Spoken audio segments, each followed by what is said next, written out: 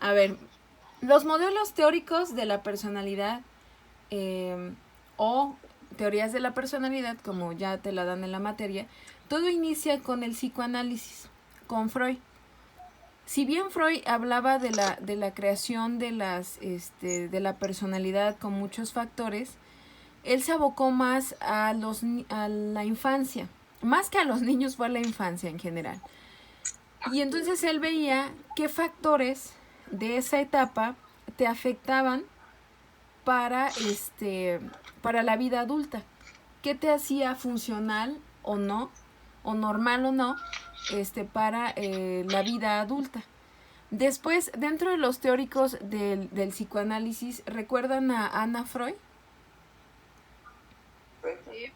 ¿Sí? ¿Recuerdan un poquito su historia de vida? Como yo, por ejemplo, esta materia la doy entre semana y lo que hago es que investiguen su biografía. Porque en base a la biografía te das cuenta de por qué crean las teorías.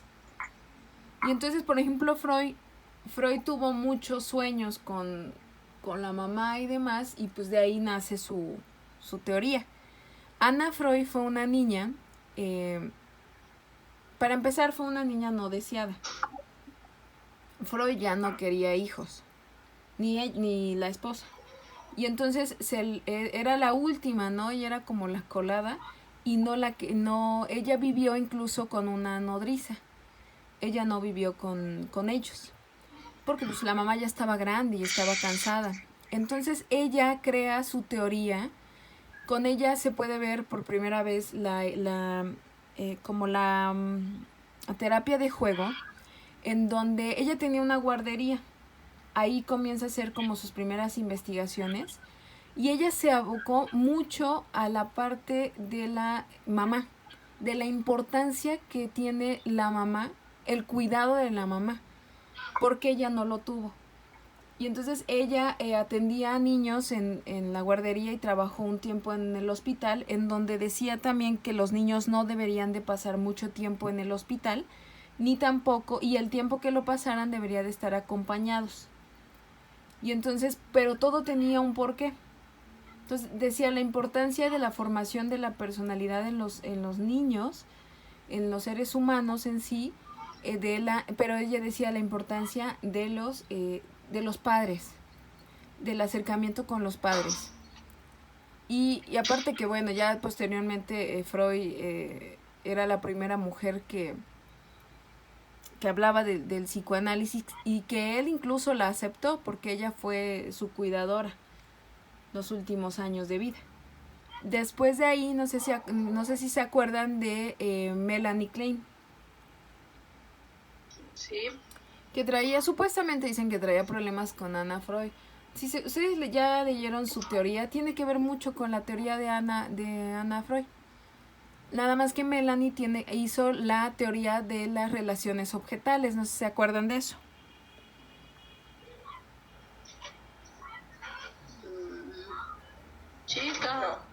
Chicas, ¿están ahí? A ver si se acuerdan de eso. No. ¿No? La teoría de Melanie Klein lo que hace es, ella decía que el impacto que tiene en tu persona las primeras relaciones, ella no le llamaba mamá ni papá, sino relaciones objetales. ¿Se acuerdan de lo de pecho bueno y pecho malo? Que fue lo más común en ella. Ella decía que depende el pecho, ¿no?, que te haya tocado, es el impacto que tiene en tu personalidad. Las relaciones objetales es con qué objetos te relacionas los primeros años de vida. Y en este caso es con la mamá y con el papá. Pues, el impacto que tiene cuando tú naces y tengas ese contacto con tu mamá. Finalmente el primer amor, ¿quién te lo enseña? La mamá. La mamá. Y entonces la mamá... El contacto que tienes cuando te amamanta. Ajá. Y es que también, por ejemplo, él lo único que ve es el pecho que lo alimenta. Pero ese pecho de repente también lo regaña. Y entonces el niño tiene que aprender. Dicen que para ella poder una persona sana es aquella persona que logra identificar que su mamá es buena y mala a la vez. Buena porque la alimenta, porque lo cuida, y mala pues porque también lo regaña, pero es una misma persona. Pero ella también tiene como estadios, y en los primeros estadios hay que cuidar porque, por ejemplo, los niños piensan que son dos mamás, una que regaña y una que da de comer. No entiende que es una misma mamá. Y ahí entonces se puede volver... Las dos funciones. Ajá. ¿Por qué? Porque dice ella que si no ahí se forman los niños psicóticos, la psicosis, porque piensan que son dos tipos de mamá. En ese trance, sí. Y ahí es donde tú debes de encaminar al niño para que tenga, para que llegue a resolver esta situación en donde se dé cuenta que la mamá es buena y mala, como la ambivalencia. O sea, también te da, pero también te tiene que regañar. Puede ser que es amorosa, pero que también tiene que poner límites. Exacto. Claro. Sí. Pero el niño en los primeros meses, en los primeros años de vida no entiende y piensa que son dos mamás. Pero si tú no lo encaminas a que resuelva eso, te digo que viene la psicosis. Piensa que son dos. Y Miss, ¿y ahí cómo podríamos, o sea, para que el niño pueda diferenciar ahí o sea, cómo podría hacerse? Ah, pues ahí lo que se les pide, es que no sé si te has dado cuenta. Ahí la cuestión es que, por ejemplo, hay mamás muy extremistas.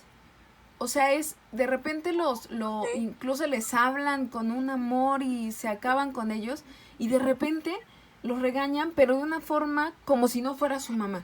Y entonces lo que ella pide es, para empezar, que te ubique bien primero. O sea, que tú le hables por su nombre, y que de alguna manera equilibres esa dulzura y ese límite también. Y entonces no es, de repente es que no puedes, por ejemplo, y así hay mamás, de repente lo estás abrazando y te acordaste de algo y ya le pegaste y lo corriste. Y lo acababas de abrazar, y entonces es ahí cuando él ya no entiende como por qué lo corriste si lo estabas abrazando. Entonces ahí es ahí lo confundes. Exacto.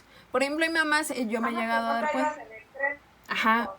Sí. Como te dice, o sea, poco lo seas tan grosera con el bebé. Sí. Sí, de repente hay mamás que son bebés. Pues sí, de repente dices, hay mamás, por ejemplo, que le están dando de comer y el bebé cuando ya tiene dientes muerde. Es la agresividad de la que hablaba Freud. Y que todos tenemos. Entonces de repente muerde y se lo quita. Lo que hace es quitárselo, pero de manera brusca. Y entonces él se queda, incluso se le ve en la carita como el susto. Y entonces es ahí donde no entiende por qué. En cambio, si tal vez le hablaras, lo quitaras poco a poco y le hablaras, entendería que no hizo bien. Y entonces poco a poco va introduciendo esos límites en su personalidad. Entonces no ser tan extremistas, decía ella. Ahora, de ahí son como los tres más representativos. Hay más teóricos del psicoanálisis. De ahí se formó el cognitivo-conductual. Quien más habló de la personalidad era Pavlov y Skinner, donde hablaba de estímulo-respuesta, ¿no? Y el otro era refuerzo, una respuesta.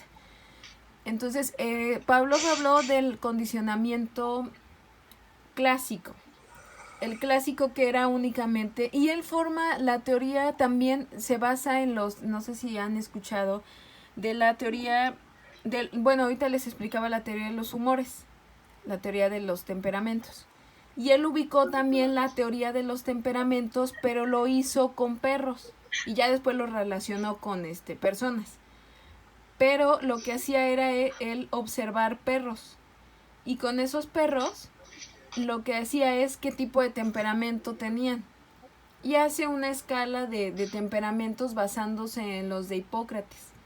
Y dice que entonces en el humano es lo mismo, depende de las experiencias, y incluso decía que depende también de la estructura física. También tenía que ver con la personalidad de cada sujeto. Después Skinner habla ya de la caja de Skinner, que es donde hace el experimento con la ratita y se da cuenta que no solamente estaba a favor de que debería de ser un estímulo y una respuesta, pero decía Skinner que si ese estímulo no se reforzaba, no se quedaba, pero no como castigo. Después viene la cuestión de los castigos. Hay castigos positivos y hay castigos negativos. ¿Sí ubican la diferencia? ¿Qué sería un castigo? Los negativos con los cuales... Ajá.